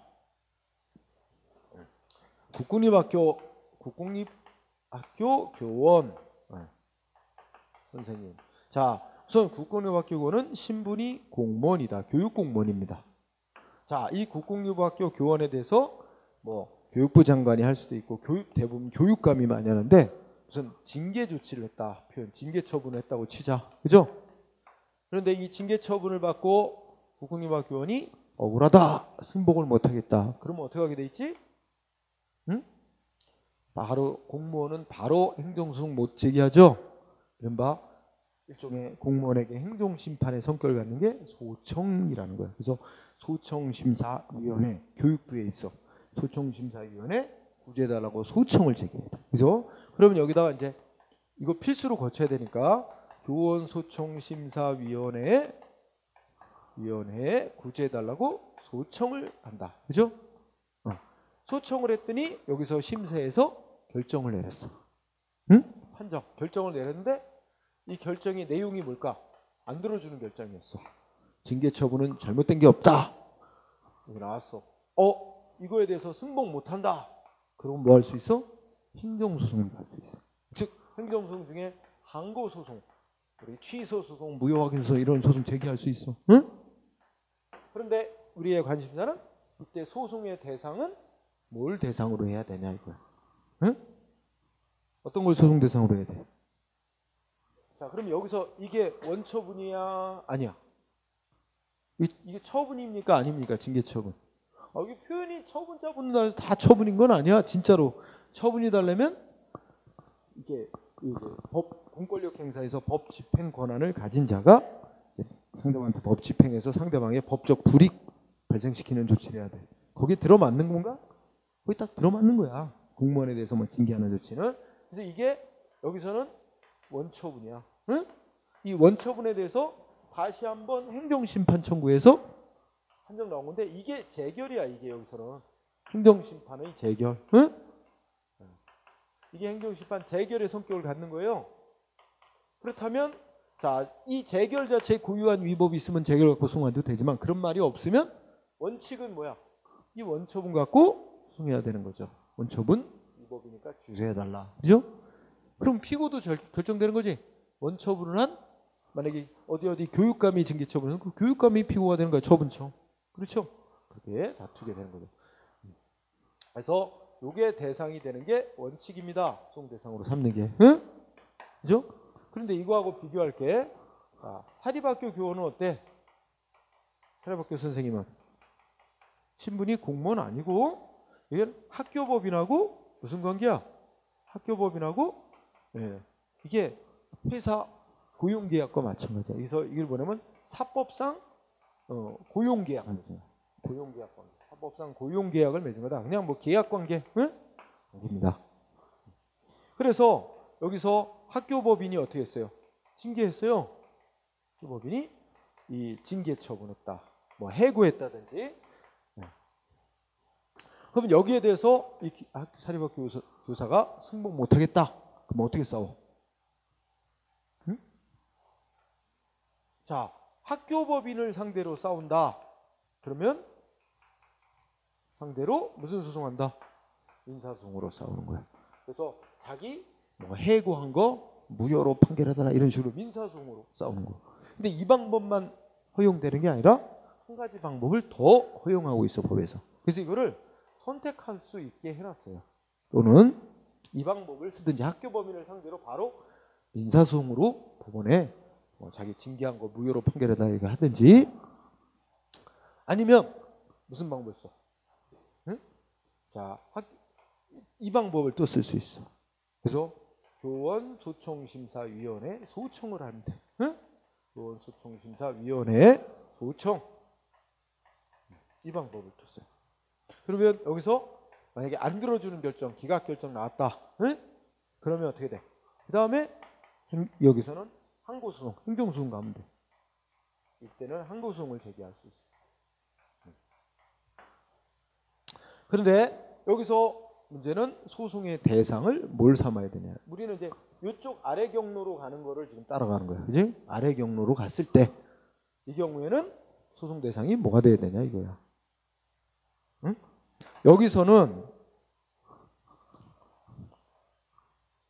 여기 징계 처분이라는 표현을 쓰지만 표현만 처분이라고 하지 진짜 처분을 하면 뭔가 공권력 행사로서 법 집행 뭐 이런 걸 해야 되는데, 이거는 표현만 자연스럽게 그냥 처분이라는 표현을 쓰지 사실은 여기 사법상 고용계약관계에서 사법상의 제재를 하는 거야. 응?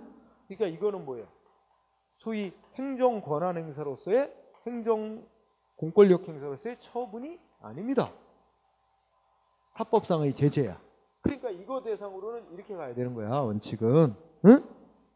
이렇게 가는 건데, 다만 행정처분이 아니지만 특별히 법에서 요거를 해볼 수 있도록 해서 이 교사의 공무원의 교사의 특성상 이 방법을 쓸 수 있도록 해놓은 거야. 그래서 이 방법으로 교원소송심사위원회 신청을 했어요.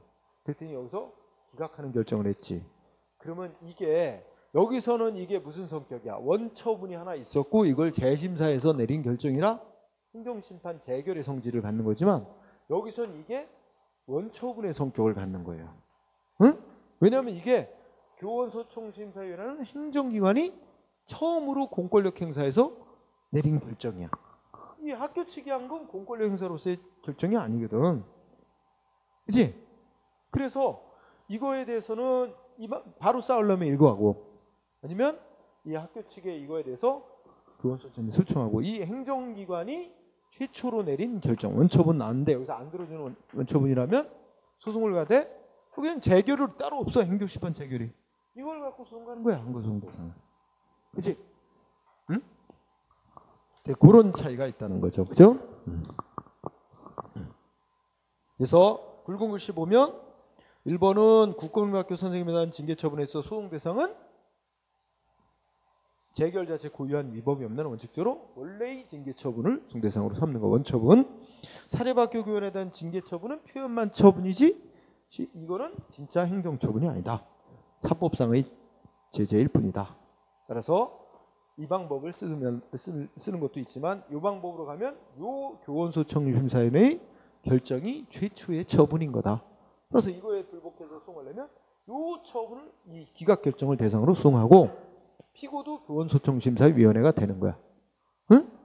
피고도 교원소송심사위원회야. 이걸 갖고 대상으로 싸우면. 그렇죠? 자, 그렇게 되는 거다. 그리고 3번 판례는 아마 여러 번 얘기했죠? 자, 이것도 표현에 휘둘리면 안 되는데, 자, 우리 공익사업을 시행하는 자와 토지 소유자가 뭐한다? 서로 합의가 안 된다. 응? 이게 이 협의가 안 된다. 그러면 사업 시행자가 신청하게 돼 있고, 그러면 우리가 시도 지방토지수용위원회, 지방토지수용위원회가 신청을 받아 결정을 내리죠. 이걸 뭐라고 불러? 수용재결, 이런 걸 내려. 그죠? 재결. 그런데 이 수용재결에 승복 못해, 토지 소유자가. 그러면 어떻게 돼? 바로 소송을 갈 수도 있어. 바로 소송 가면 수용재결 갖고 소송하는 거야. 취소해달라. 피고도 지방토지수용. 근데 바로 안 가고 토지사가 뭐 해야 돼? 이의 신청을 한 번 더 해. 더 할 수 있어. 이걸 선택할 수 있어. 이의 신청을 했고, 여기서 중앙토지수용위원회라는 데다 이의 신청을 했고, 여기서 결정 내리는 걸 표현을 뭐라 그래? 이의 재결, 이렇게 불러. 그죠? 그래서 이것까지 해봤는데 여기서도 안 들어주는 결정이 있다. 그래서 이거에 승복 못하면 그 다음에 이제 소송 가면 돼. 어? 소송. 근데 여기서 이제 항고소송, 취소해달라, 뭐 이런 항고소송 가는데, 소송의 대상은 뭘 갖고 소송해야 되냐 이거지? 응? 그죠? 이때 여기서는 다 재결자가 붙었어. 그죠? 그런데 여긴 또 다 재결자가 붙었지만, 요거는 그냥 재결자를 붙여도 이게 처음으로 행정청이 신청받아 법집행해서 결정 내리는, 이게 최초의 처분이야. 원처분이야. 이게 표현에 휘둘리면 안 되지. 실제 내용을 보고 해야 돼. 이게 원처분이고, 원처분에 승복 못하니까 다시 심사해달라 신청해서, 이게 말하자면 표현은 이 신청인데 행정심판을 성격을 갖는 거야. 상급기관에 다시 재심사해달라. 그래서 상급기관이 다시 심사해서 결정한 이의 재결이, 이게 행정심판 청구에서 나온 재결이야.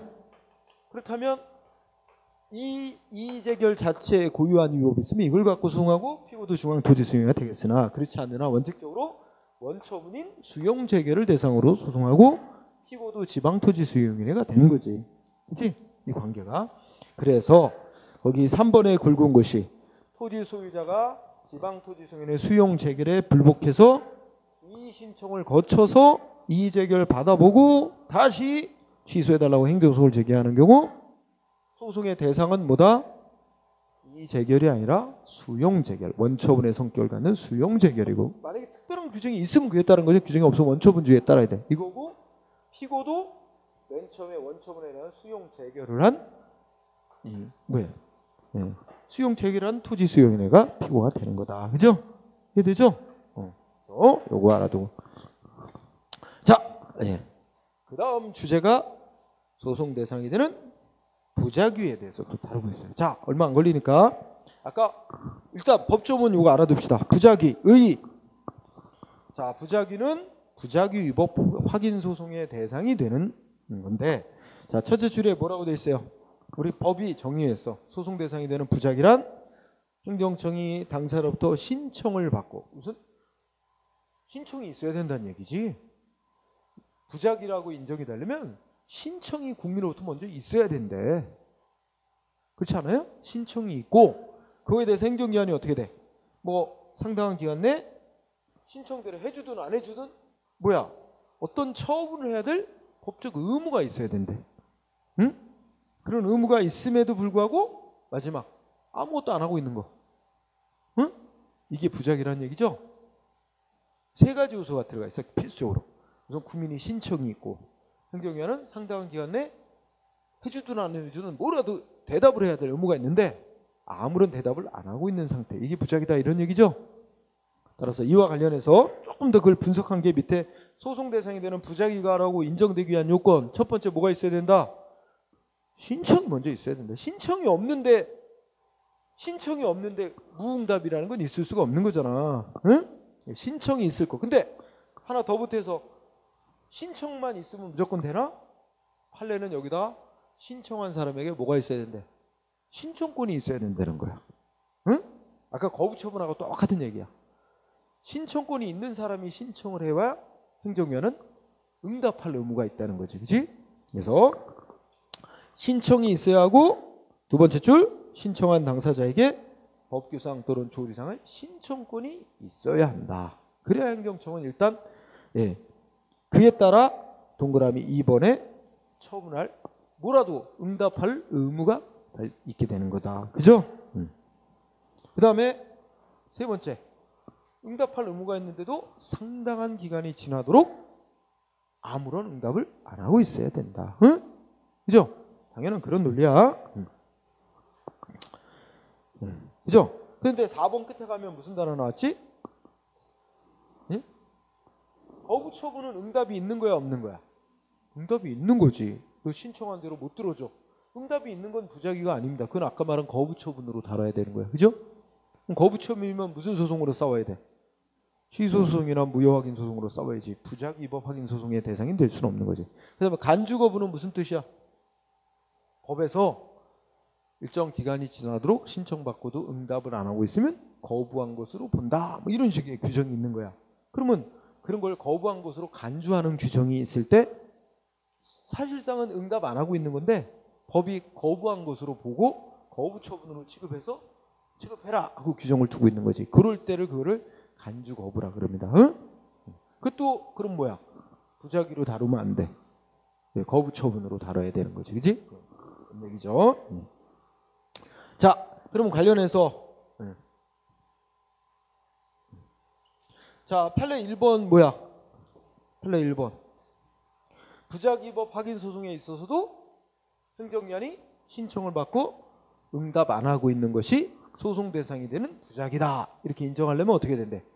신청한 사람에게 신청권이 있어야만 하는 거다. 이런 얘기를 하는 거지. 확인하는 거지 지금. 응? 그래놓고 자 끝쪽에 가면 뭐가 있어요?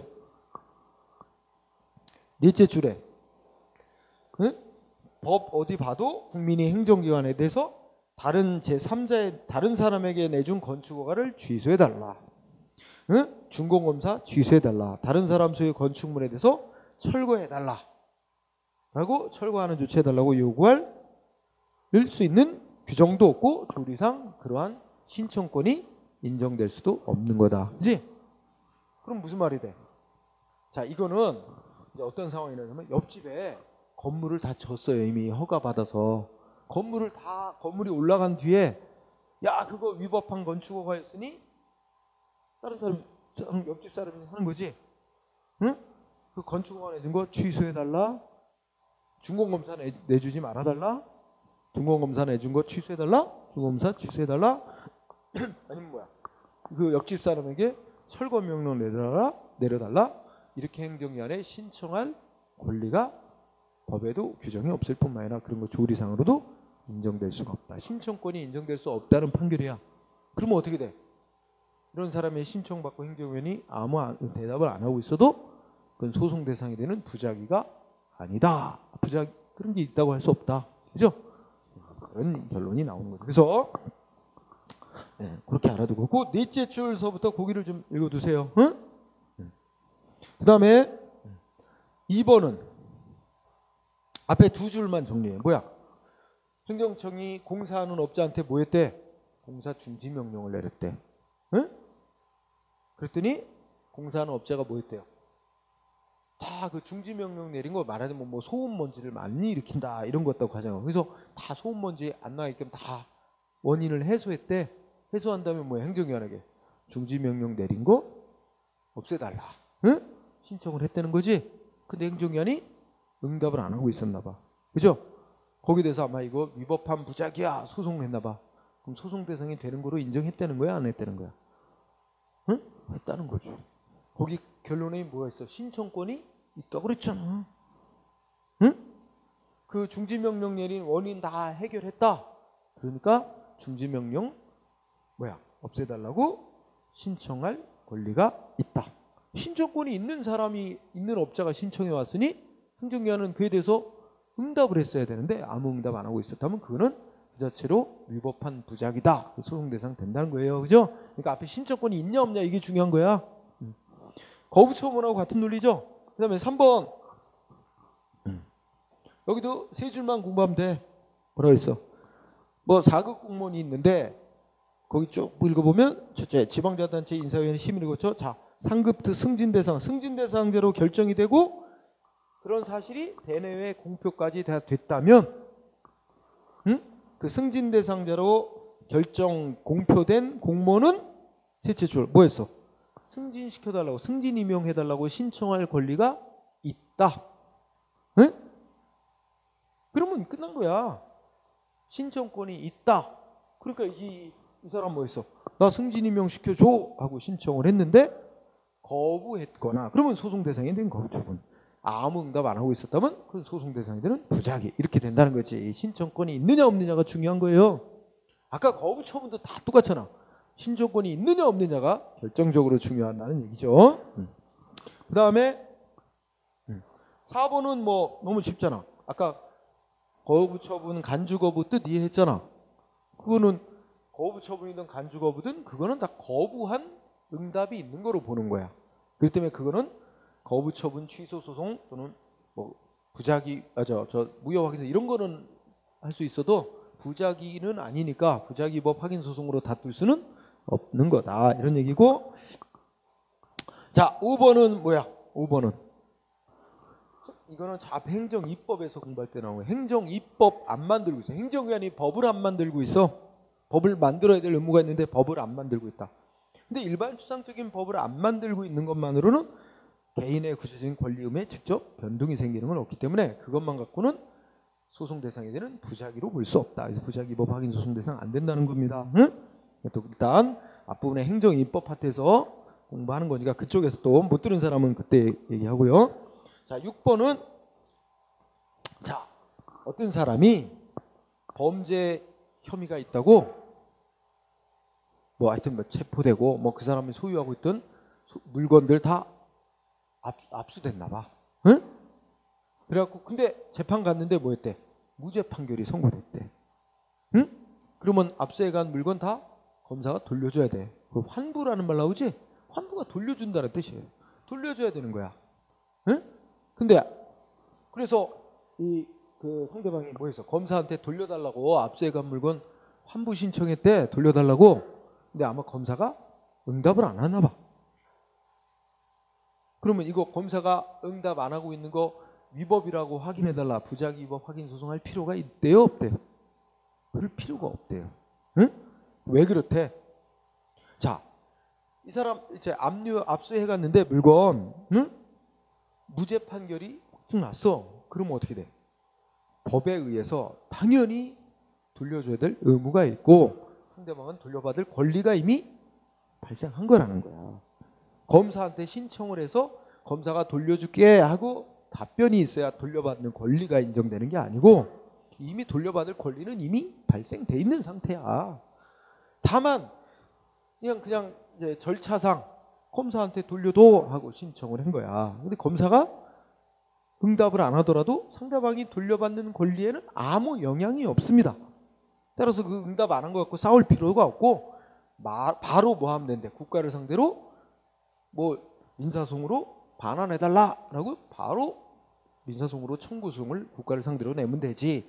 검사의 응답, 무응답 내지 거부가 있다 해서 그걸 갖고 싸울 필요가 없다는 얘기입니다. 응? 이해됐어요? 그럼 이 논리하면 여러분들 하나 기억나는 판례 있어? 저기 있지. 세금. 내가 세금 부과받고 세금 냈는데 세금이 부과 조치가 무효라고 생각이 들어. 그럼 내가 낸 세금은 안 내도 될 세금을 냈고 국가가 부당이득을 얻었다고 생각이 들어. 그러면 어떻게 돼? 일단은 세무서장한테 내가 낸 세금 돌려줘. 그치? 아까 뭐 무효라고 생각할 것 없이 이중으로 낸 세금이야. 이미 냈는데 또 한 번 잘못 냈어. 그러면 나중에 잘못 낸 세금은 그냥 납부한 순간 당연히 나는 돌려받을 권리, 그리고 얼마 돌려받을지도 다 법이 원래 낸 돈에다가 돌려받을 때까지 이자가 계산 방법에 따라 다 정해져 있는 거야. 그런데 다만 이제 절차상 세무서장한테 내가 낸 세금 돌려줘 하고 신청을 해볼 뿐이야. 그럼 세무서장이 돌려줄게 하고 결정 내려야만 내가 돌려받는 권리가 있어? 그건 아니잖아. 그럼 그냥 절차상 그렇게 신청을 해본 거고 세무서장이 돌려주지 않는다고 거부하거나 응답 안 해도 그걸 갖고 싸울 필요가 없어. 그냥 바로 국가를 상대로 내가 낸 돈 돌려줘 하고 민사소송으로 바로 반환 청구를 하면 될 일이지. 그 세무서장의 결정을 싸울 필요가 있느냐? 뭐 없지. 자기의 돌려받을 권리에 아무 영향 안 주는 조치니까. 그지? 그 논리가 똑같죠. 응? 그래서 또 그런 의미. 자, 거기까지 하고 쉽시다.